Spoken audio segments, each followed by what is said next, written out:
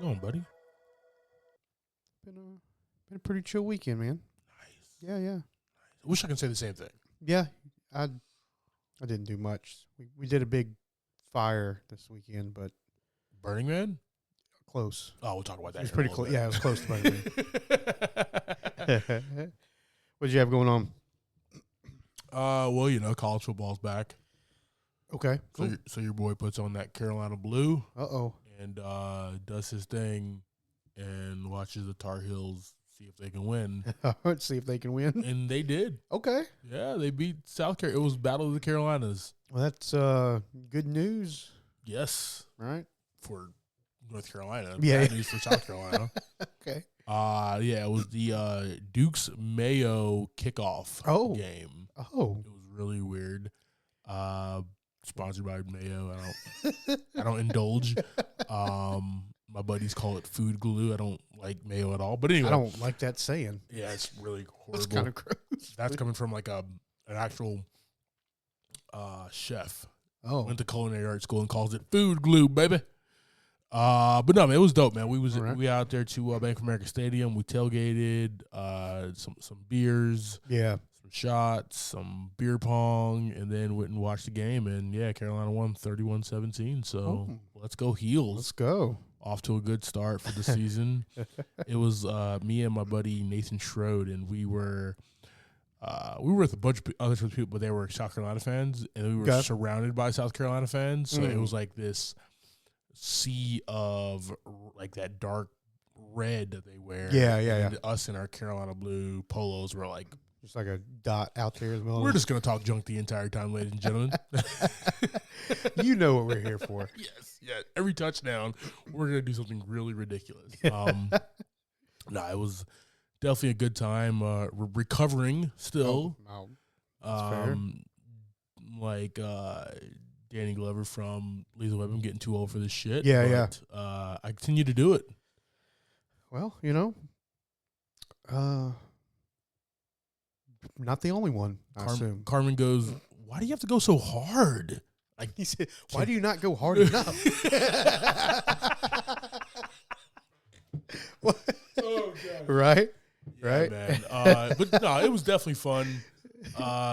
We going up to the games in Chapel Hill every other Saturday, so Yeah. gonna make that happen, man. Good deal. All right, brother. Happy Labor Day.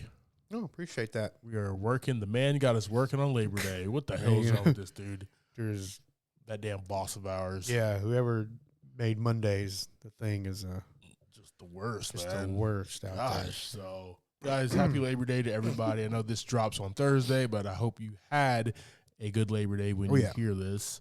Might do some grilling and chilling tonight. That's what we're gonna be doing. Nice. We had my first fire, my big fire pit out there. Okay. Saturday. It's a nice night. Saturday was a nice night. It was gorgeous. As soon as that sun dropped. Yeah. So we lit that thing up, and it was a good time. Awesome. Nothing exciting happened with it. Hey. It just burned real savely. That's important. So that was good. That's a good thing. You didn't stick Nicolas Cage in a humongous wooden effigy and burn it at the end of the movie like Wicker Man. I didn't see that one, but you did. You're not didn't do anything. that. We did not do that. It was weird. It was when he started doing all his weird movies. Gotcha. It was like the first, And then he did that one. That was like Pig. Didn't he do that Pig movie? which everybody said was actually a good movie. Did not but see that one I'm either. not watching that movie though. So, hey guys, speaking of burning people in an effigy, we got some news for you.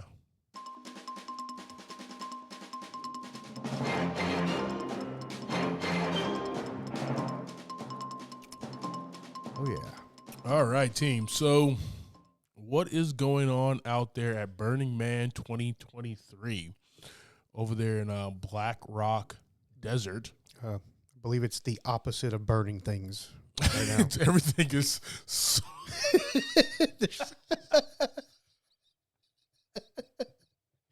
It's the exact opposite of what they wanted to do out there. that sucks, man. Okay, so like I know a little bit about Burning Man, but it is one of those festivals for you to basically like I've talked to a couple people who have went, and I've read some things. Mm-hmm. It's not a place that I would ever go to. Like, I would never go to Burning Man. Yeah, we have no business being out there. Mind you, I'm getting closer to 40. That's more of a 20-year-old game if we're going to do that. You know what I mean?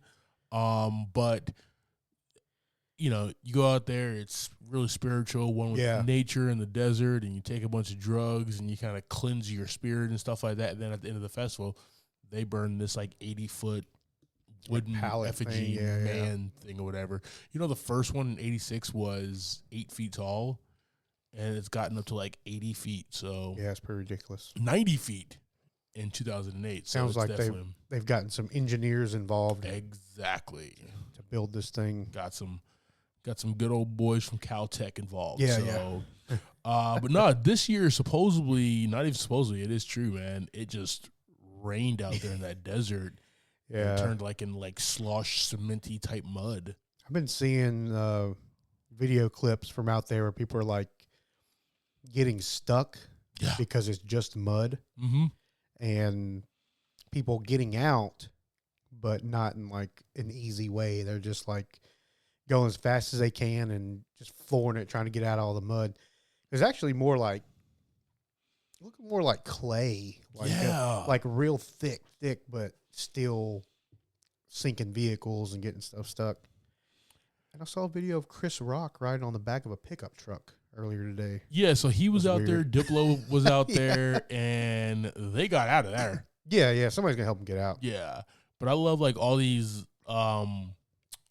helicopters taking like aerial pictures as well. It's like y'all just can't chopper down and help people out. Yeah. You gotta think about it. There's thousands of people there. Yeah. And they're behind, the gates won't open. That's the biggest thing. They close the gates because it's a private event, and the gates will actually not open. That's how it's stuck in the mud and that clay type stuff everything is. So I hope everybody's doing okay. I wish you all the best. Yeah. I'm glad that Diplo and Chris Rock, you know, our people we need in this country to be, you know, to run this country. Yeah, right? Make sure this country continues to go with those two gentlemen. I'm glad that they're out and back to, you know, doing their thing. So it sucks. I really didn't. This really wasn't movie news, but I thought it was like hilarious and funny, and like actually entertainment news. Yeah, and movie news. Yeah, and like I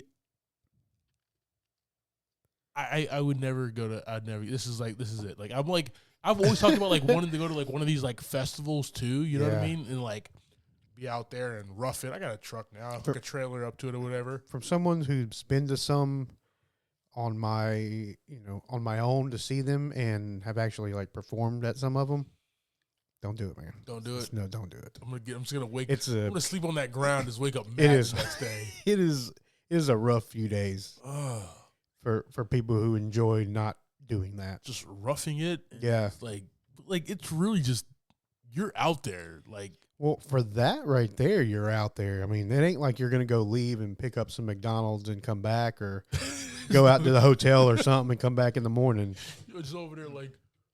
You're basically no Uber Eats. You're basically driving yourself out to be stranded for a few days with a bunch of other people. Yeah, and then, like, what if the zombie apocalypse? What if that's ground zero right there? You know what I mean? You're stuck.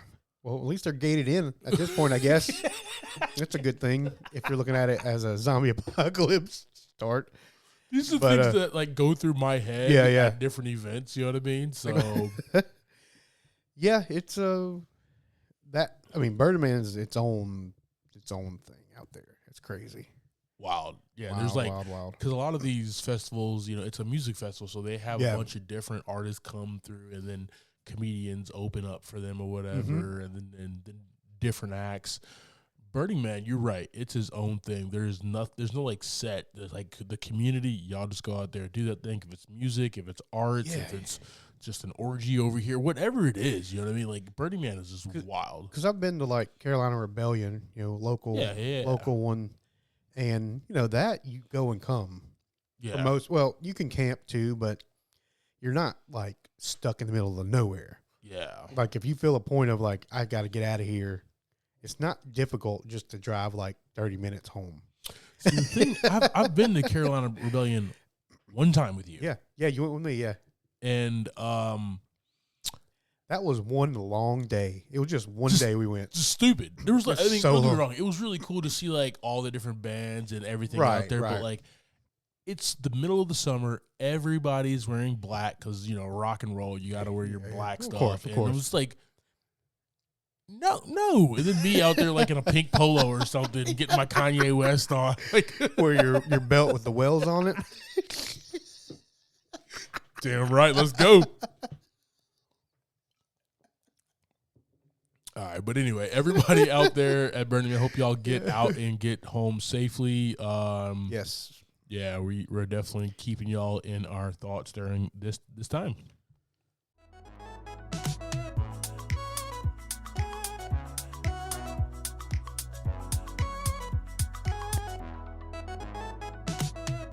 Welcome to this episode of Movie in a Pod. I'm Clyde Smith. And I am Javier Villalobos. On this week's episode, we're discussing the trailers for Book of Clarence, The Killer, Episode 3 of Ahsoka, and our Movie of the Week, Strays. Let's get into it.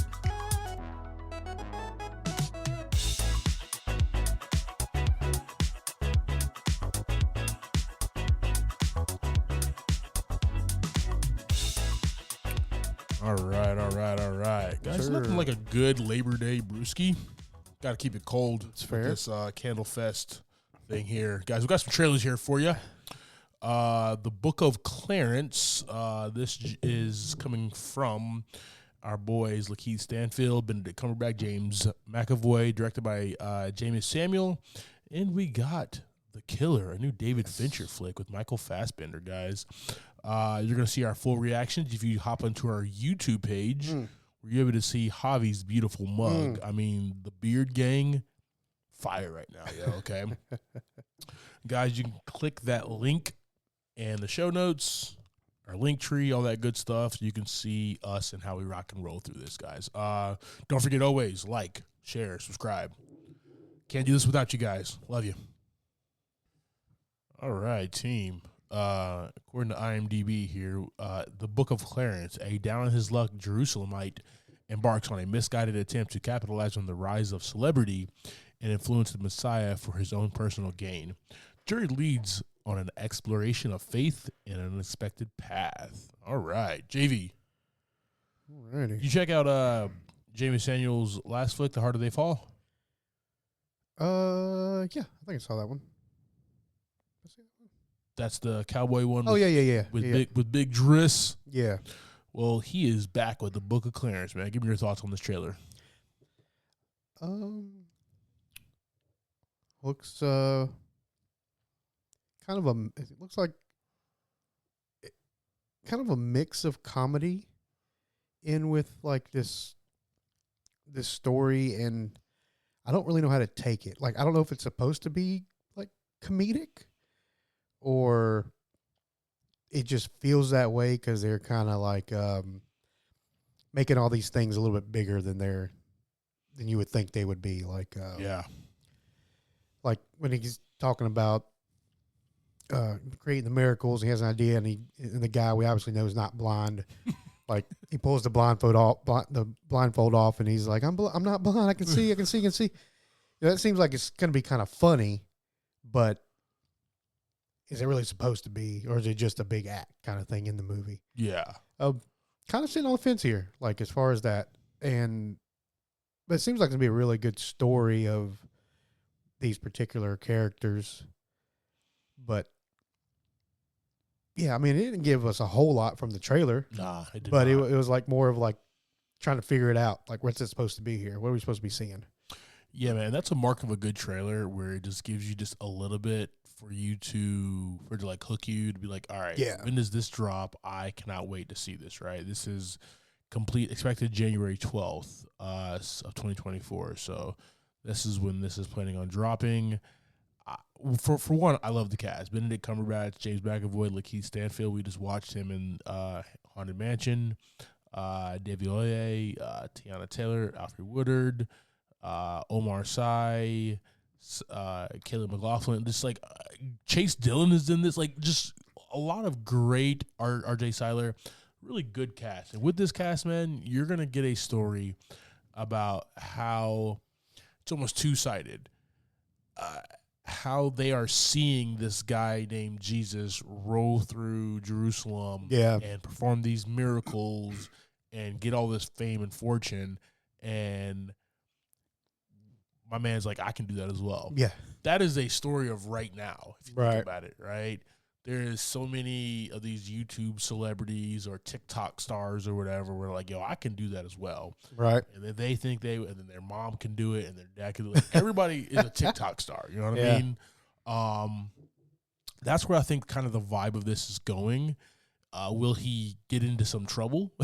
Yes. Yeah. Will he have to fight James McAvoy in some way or tell him off or something? Yeah. But that's going to be the beautiful thing about this man and the storytelling and how this kind of drives the narrative.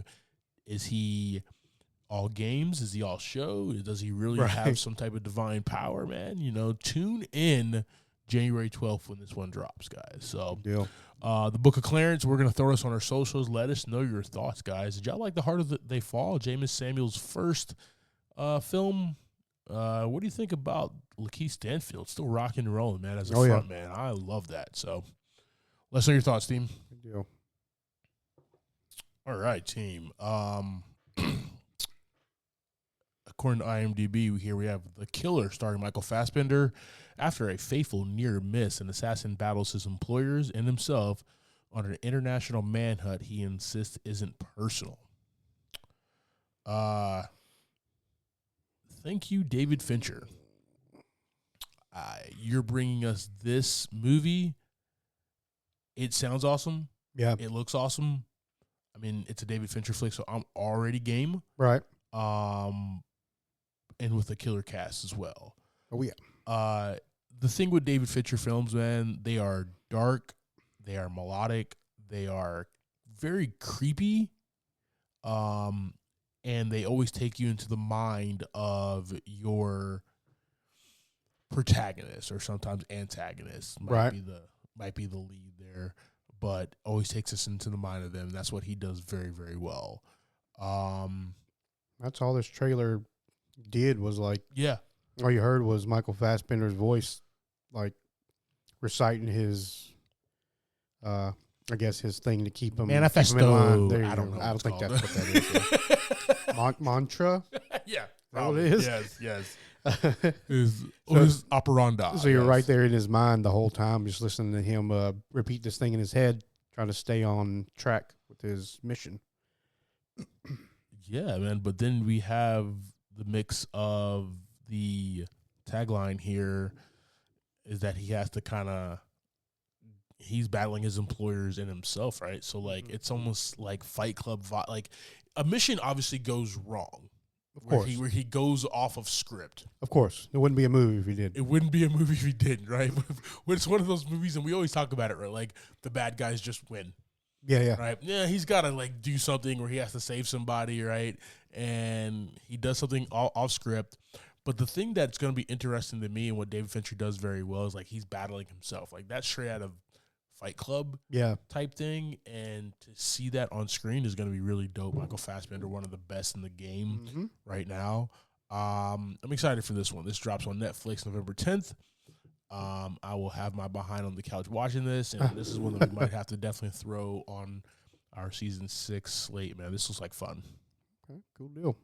All right, team, we're going to throw this on our socials. Let us know your thoughts. What is your favorite David Fincher film? And Michael Fassbender, leading man still, right? Sexy. Still doing it. Let us know your thoughts.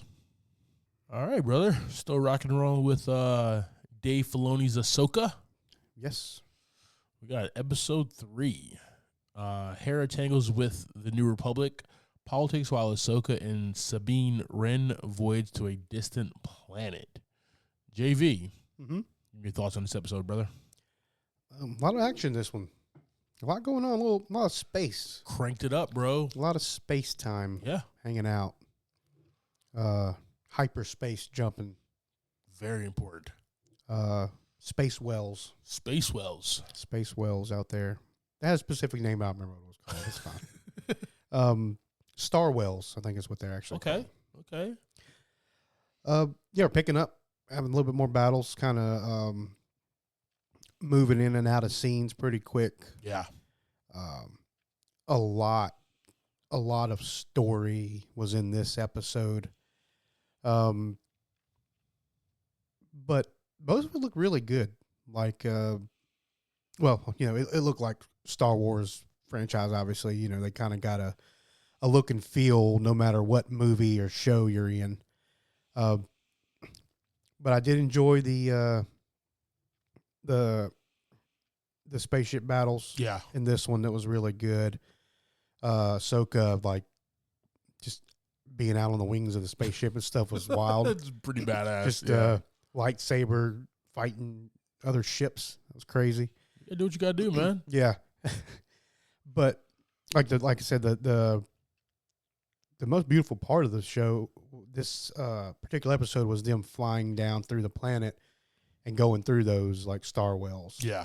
And that was just a big scene in general, like a big wide camera shot for those to look as good as they did. Oh yeah. How about you, man? What'd you think about this? Yeah, man. So it is picking up. Yeah. I know you fell asleep a few times. I did. I did. With this one, I stayed awake the entire time. Yeah. Mind you, I was eating my breakfast while I was doing it, so it's going to keep me up. Whatever keeps you going. Little bacon and eggs, you know what I mean? But no, man, this is getting better for me. Yeah.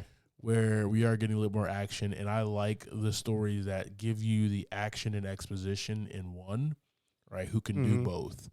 There's a lot of time where they are flying around and doing the space battles and stuff, and a lot of exposition can be dropped there. I really enjoy that.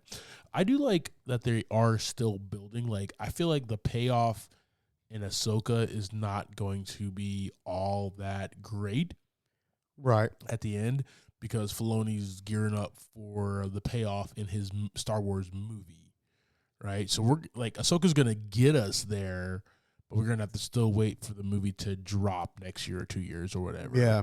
But no, this is getting fun, man. I like that she is taking her Padawan under her wing, and Sabine is not listening, but wanting to listen at the same exact time. Their relationship is very weird. But I'm really enjoying. My favorite is still the droid, Huang, David Tennant, just one of my favorite actors on the planet. He's definitely doing his thing. Definitely star of the show right now.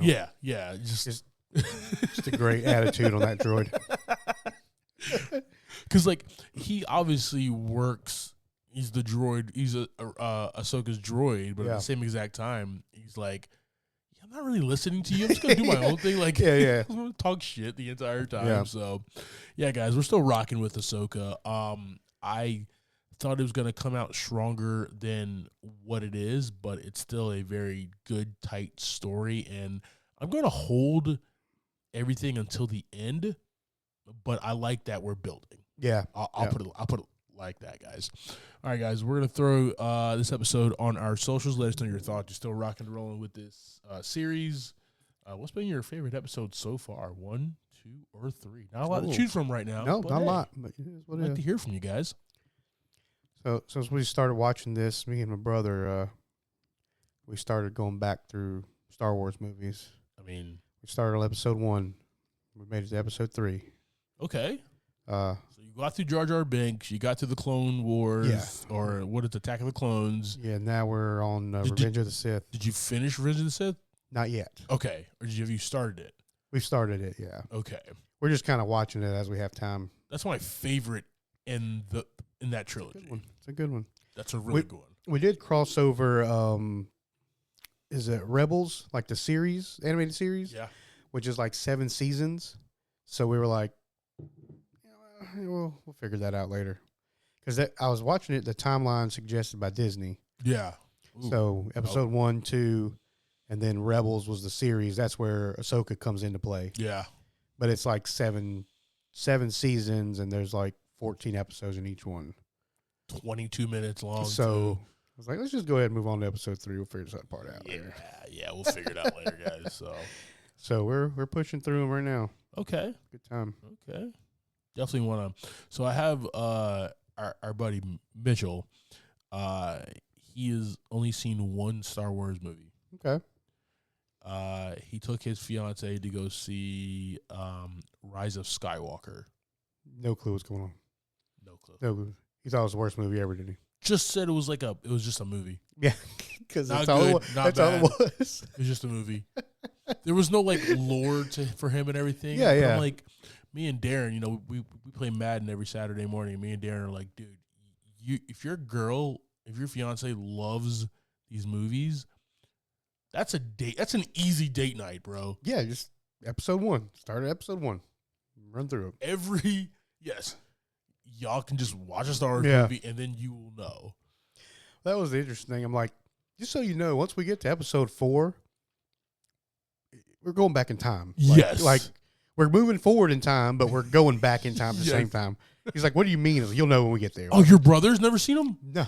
Oh, this is awesome now. Okay. That's what I'm saying. Like, oh, God. Just to be like him right now. He knows what's going on. Yeah. But picking up on the lore of like Anakin and the relationship, Padme and all that stuff, and getting up to Luke and Leia, he still has no clue that of where like Luke and Leia came from. He understands where Luke is, but he doesn't understand that part of the relationship. Yeah. So we've been watching him. He's enjoying them. Like I said, we were watching Ahsoka. He's like, oh, this is pretty awesome. I was like, we can just hop on Disney Plus. Dude. Oh gosh, dude. Well, right here, you just have it all laid out for you, right? Oh, it's so easy. There's no years between.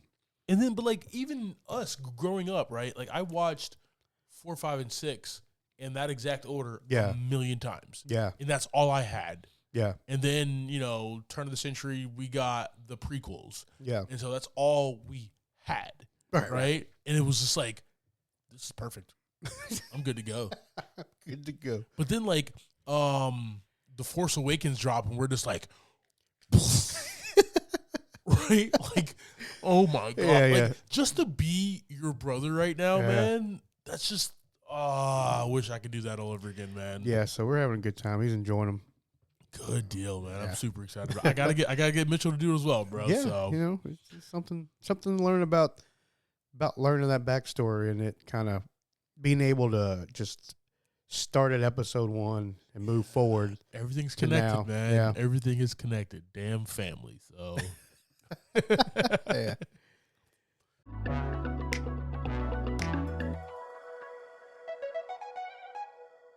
All right, brother. You ready to jump into this week's movie? Yes, sir. All right, team. We have a very interesting flick this week. We have Strays. This came out just last week here in the good old year of 2023. This one's directed by Josh Greenbaum, written by Dan Perrault. For now, we got a $46 million budget. Box office only brought in $27.4 million so far. Yeah. It's been out for a minute now. So, not good. Starting this one, we have Will Forte as Doug, Reggie's former owner. That's the only human I'm going to mention right now. The voices of the dogs, we got Will Ferrell as Reggie, a Border Terrier, Jamie Foxx as Bug, a stray Boston Terrier, Isla Fisher as Maggie, an Australian Shepherd, and Randall Park as Hunter, a Great Dane. That's pretty much our main cast for the movie. All right. Go ahead and give us that quick synopsis of this movie, man. So Reggie gets abandoned by his owner multiple times, but manages to make it back home. This last time, he gets sent out a little further, and on his way home, he makes some friends, and pretty much you get an R-rated, Homeward Bound-ish journey back home so he can rip off one of Doug's appendages. Well, guys, we're going to close down the pod right there because that's literally all my notes say. That it's an R-rated Homeward Bound. Literally. Okay? I hate you, Avi. It's what it is, right? That's I hate you so much, right? That's all I got from it was as far as a quick summary. Yeah. All right, let's go ahead and jump into this, man. Let's start with Will Forte, and then we'll jump into the animals. The dogs there. So we have Will Forte as Doug. He's Reggie's former owner. He is a piece of trash. Yeah, he's pretty much garbage in this movie. Yeah, man. He has a girlfriend, but has a side girl as well. His live-in girlfriend got the dog, and he got upset about it. All he does is smoke pot all day. Right. He gets checks from his mom. He's a real piece of work. And after he blames Reggie, the dog, for everything. Oh, yeah. For all of his mishaps. Of course. He had 2 girls, now he has 0. He's getting evicted. Yeah. Reggie broke his favorite bong. Like, why would you put it right there? Yeah. With the dog in the house. So, like, he just blames him for everything. So he treats the dog like crap. Yep. And hates the dog, and then plays this game with the dog. Not a game. He's trying to get rid of the dog. Yeah. And throws the ball very, very far. Make sure the dog does not find his way back home. The dog always finds his game. Every terrier, time. Baby. He's going to find his way home. So that's Doug, and he is a piece of work, and he is our antagonist of the film. Right. Let's jump into the voice cast here, and we'll start out with Will Ferrell as Reggie, Border Terrier. Talk to me, brother. Really makes you. Will Ferrell brings out this personality in this dog where you really is like, I'm pretty sure that's what dogs think. Yeah. Like their human can do no wrong. Because it doesn't matter what you do, the dog's always there. Yep. Unconditional love. Yes. And it's what he shows, like, no matter what. Like, he's like, oh, yeah, we're going further and further out. Okay, cool. As far as this game. But this dog's just the cutest dog. Oh, dude, he's so cute. And, everything he says, like, as far as what Doug says about Reggie, he's just being a little puppy. An untrained puppy. Yeah. And even though he's like lost for, I guess it's a day, maybe? Is it like a day? It's 2 nights. So 2 nights? At least 2 or 3 days, yeah. Yeah, because they sleep. That's actually probably like 3 nights, actually. But like, he's just like, yeah, I got to get home to Doug. He's probably worried about me. I'm there to make his life better. Yeah. When in reality, Doug's like, nah, you just need to stay away. I don't know if Will Ferrell's voice really worked for me as Reggie, but like his attitude was really good. I actually loved it, man. I loved it because he's so gullible, right? I mean, as far as like the personality, yeah, but like for some reason, like, I don't know why his voice just never like quite clicked in as like what I would think of for a little dog. You know what I'm saying? Like a little docile and cute and everything. Like that's the vibe that they were going for, and like he does it because like Will Ferrell has a bunch of different voices, right? Exactly. Yeah. And his voice was up here the entire time, and I'm Reggie. You know what I mean? I just got to get back to Doug, and it's just like, oh no, he's just waiting for me, guys. Right? That worked because it brought him that unconditional love type vibe, man. So it definitely worked for me. Like it was different for Will Ferrell. Yeah. But I thoroughly enjoyed it there. So let's talk about his other terrier buddy. Oh boy. Jamie Foxx's Bug, a stray Boston Terrier. Now, definitely the highlight of the film right here was Bug. They just let Jamie Foxx just like do whatever the hell he wanted to do, say whatever the hell he wanted to do here. My favorite scenes, I'll describe and say, my favorite scenes is when they're just kind of doing their Homeward Bound, like walking shots, and it's like in the aerial shots, and you see them, and they're just like riffing and talking and shit. Right, yeah. Jamie Foxx just going ham. I love those. But Bug is a dog who is a stray. He doesn't trust humans. Right. Has a code, has systems, has processes, and like he is the prototypical like how you would imagine a stray in the city lives. Right. Right? Like, I don't want to get caught by animal control or anything, Yeah. so I need to figure this out, right? How do I get around? When do I make moves and stuff there? How do I get pizza? That was a beautiful scene as well, man. Like, because you're just like Scraps Night. What the hell is Scraps Night? Yeah. Like, are they just going to go to like a trash can? The trash can open? No. Yeah. I like Maggie's like, drop the pizza. Young kids hang out on patio bars in the summer, and as soon as they drop something because they're intoxicated, they're going to run in there, bro. And it was timing was beautiful. Great plan. Yeah, man. But that must have been like a Friday night. I know. It's Friday or Saturday. You were not out. You were home at the fire. I was thinking, like, I ain't out with damn kids. I got 70 acres right now and a shotgun. Try him, guys. But no, you learn more and more about Bug and why the way that he is, right? And that's just good storytelling. When you, no matter what the character is or who the character is, if you have a very strong second man and they have all these different process procedures and stuff like that, there's a reason why they're like that, right? Yeah. Why you feel that emotion, that hurt behind his eyes, but you don't know why. Yeah. The story does a good job of laying that out. All right, team, and then we have Maggie, voiced by Isla Fisher, an Australian Shepherd. Maggie was a very interesting addition to this team. Right. Where, like, you was expecting, especially with her, like, prim and posh Australian voice, that she was going to be like a girly girl type dog. Right. She was down for whatever with the boys, right? She really was, yeah. Yeah. I really like that about her, man. Talk to me.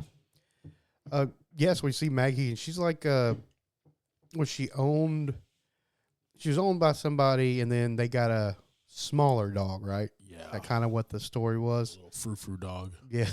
which was pretty funny. Yeah, like, because they had all the like 3 or 4 owners of the little tiny dogs, and they were standing there being exactly like their owner. Yeah, she is down to do whatever. Like, they said, let's go on this journey. She said, let's go.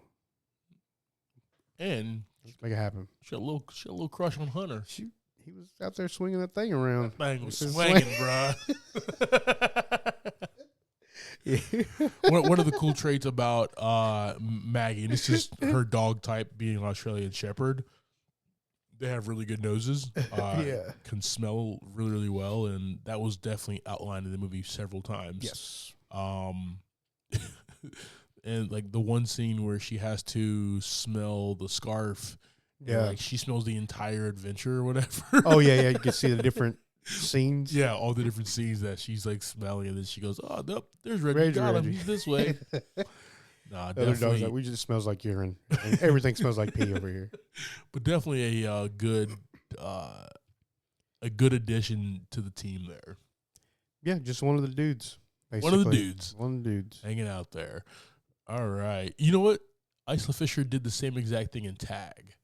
She was trying to be one of the. Did you ever see Tag? No, I never watched that movie. She just wanted to be one of the guys. Like, it was about the 4 or 5 best friends that play tag into like their 30s and 40s. Jeremy Renner was in that too, right? Yeah. She's married to one of the guys, and she just wants to play the game with him. Yeah. Right? She's like, I just want to be one of the guys, damn it. So she plays that character quite often, like more of the tomboy-ish. Still, usually still like sexy. Yes. But has that attitude of I'm a guy kind of thing, Just treat me like one of you guys. Yeah. So, all right. We also have Randall Park as Hunter, a Great Dane, and he, an ex canine officer, now a therapy dog for the dying or something of that nature. I think he was my favorite character through the movie. I just enjoy Randall Park. It took me until like the end of the second act, and I'm just like. Because you're the whole time it's Will and Jamie. Yeah. Without even knowing them from the poster. Yeah. It's Will and Jamie. But then you're like, Isla Fisher, or is that? I didn't pick up on Isla Fisher. I thought it was the girl from Neighbors, the Australian actress from Neighbours, so I thought it was at first. Okay.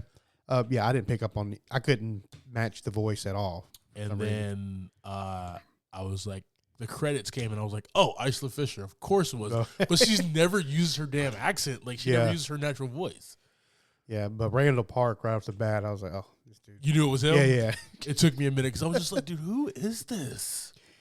He has like, it's funny, like a therapy dog. He has a super calming voice. Yes, he does. It's so perfect.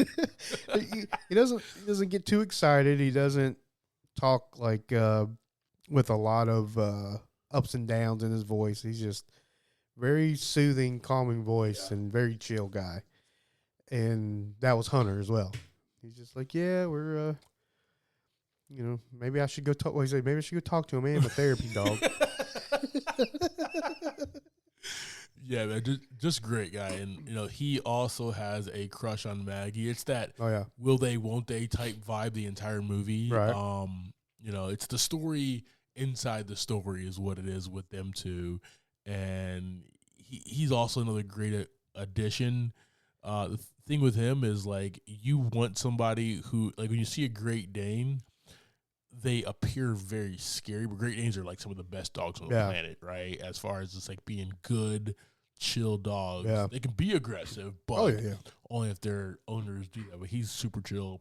I love that. And I'm just mad at myself that it took me forever to like pinpoint who that was. Like, cause at one point you're just like, who the hell is that? I've heard that. Yeah. Damn it, Randall Park crap. So man, I definitely loved these four. We also get like Rob Riggle as the police dog, obviously. Oh yeah. So Sofia Vergara plays a couch, voices a couch. Josh Gad is in this. Phil Morris as Bosby, man. So we got some good voice talent in this movie here. Yeah. I will say this, man. The Homeward Bound type sets that we have here, right, and the way that it was set up, right, when he's going to the city, he's in the back of the truck, he sees the devil. He sees the triangle in the sky, right? Yeah, whatever. The cone. And then he sees the cone, right? And then he sees the hamster wheel or whatever he called it, right? And on their way back, on their Homeward Bound journey, he explains this to the team, and they're like, I have no clue what the hell you're talking about, but we'll just have to figure it out, whatever. Yeah. I don't remember actually seeing the devil on the way out there. Exactly. So when you finally get to him, hilarious. Yeah. Great. They're just so mad at him. The lines they spit out for that particular scene are fantastic. Yeah, just the best, man. Just the best. But then, we have the city, which is how Bug gets around, and that's what he's good at. And then we got the fair, the wilderness type thing with the Girl Scouts and stuff like that was really, really dope. I don't like it, man. They had a little bit of different settings for these dogs to play and interact with when they got captured in the canine animal shelter or whatever, right? So they had a couple of different things for these animals, for these the writer-director to go ahead and work with these animals, man. I really definitely enjoyed that. And then it was just like the music was just a vibe. I felt like I was just on it was just an adult Homeward Bound, dude. Yeah. Just the entire time, man. Just definitely a vibe there, so. I think the theater laughed really, really hard and loud at the billboard scene. Because it went on for a long time. It was a long scene for what it was. Yeah, sometimes you just kind of can let things rock as far as let them just, you have these great voice casts, just let them kind of do their thing, and they let them right there. That was one of those moments. They just let them rock. So, I definitely enjoyed that, man. I do have a theme for this movie. Oh, all right. This movie is like Renfield, and it's about toxic relationships and the one person thinking they are in a good relationship, but not. Right. For the record, Doug's character should have never kept a dog in the first place. He did it out of spite. So what happened was his own doing. Right. It definitely was not anything Reggie. Like you said, he was just a puppy. Yeah. What are you going to do there? But like Reggie, you two have the courage to make it out and find a better life with better people. And that's exactly what this story is about. I will say this, man. This is an interesting and refreshing how writer-directors are telling age-old stories in exciting ways. Yeah. That toxic relationship, that I got to get out of this relationship story has been told thousands of times. But the way that they did it with Renfield, the way that they did it with this, is just kind of fresh and exciting. And, people who have been in toxic relationships may also love animals or dogs in particular and come out this movie and it just actually resonate with them. You know what I mean? That's what this stuff's about, man. So thoroughly enjoyed that aspect and just the crop of young talent that we have in Hollywood. Not right now because they're on strike. Right. F you, Disney.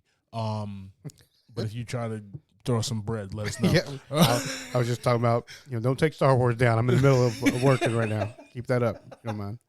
Yeah.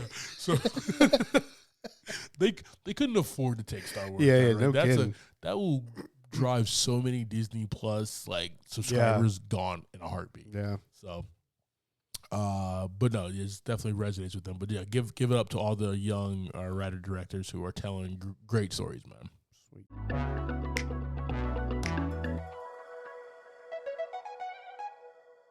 All right, team. So that's our conversation about 2023 Shrey's. JV, All right. your thoughts and ratings on this one, brother? This one's going to get a 3 out of $5 popcorn for me this week. I enjoyed the concept of the show, like these 4 dogs who are from basically 4 different places, right? Yeah. Like, you got one that works. He's got a job. He's got 9 to 5, baby. He's a therapy dog. You got one who's just kind of a jealous sibling. Yeah. Of a smaller dog that Jealous older sibling. Exactly. Yeah. We got Bug, who is basically traumatized from his childhood. Yeah. Got trauma from that. And then you have Reggie, who's, in that toxic relationship you're talking about. And he doesn't even realize it. So basically 4 friends who are just trying to figure life out. Sure. Right? And they're on the road. They're on a road trip. They're going through all this mess, and it's bringing them all together. It's like the Babysitters Club.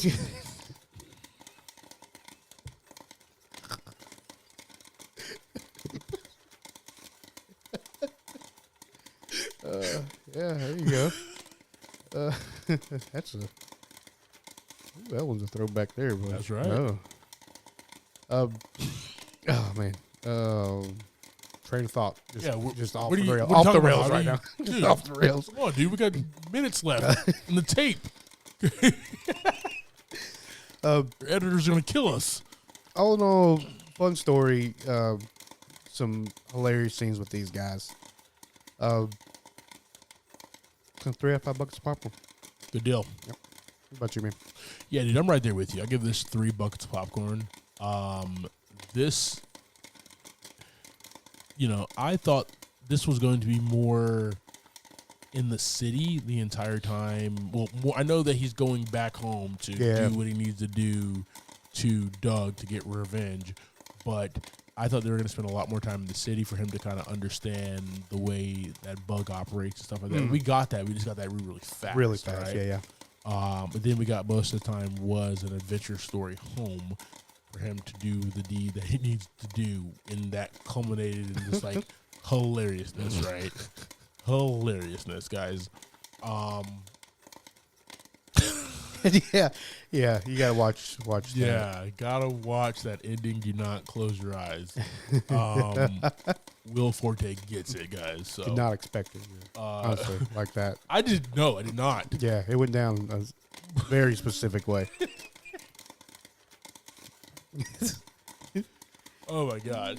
It reminded me of a movie, but I'll talk to you about that offline. Boy. I can't talk about that. All here. right. No canceling for us today. No canceling for us All today. right. Not on Labor Day, right? Yeah, can't do it on Labor Day.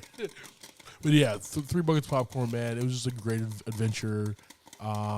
Great voice cast. Good just story, right? Right. And like I said earlier, the fact that they're telling how to get out of a toxic relationship type story in this format, man, I just love seeing things like that, and I'm just really excited for the next crop of writer-director teams to come about and for us to get really good stories that resonates with like people our age. You know what I mean? That's what I love, man. So yeah, 3 buckets of popcorn, highly recommend. See this in theaters for some good laughs, team. All right, team. Thank you for subscribing to this week's episode, talking through Shrey's. Next week, we will be discussing Ticket to Paradise. It's currently streaming on Amazon Prime. Like always, I'm Clyde Smith. You can find me online as I am Clyde D. Smith. I'm Javier Villalobos. You can find me on Instagram at Mr. J8200. Thanks, guys. Appreciate it. And like always, keep watching. Oh, man. Forget that devil in the sky.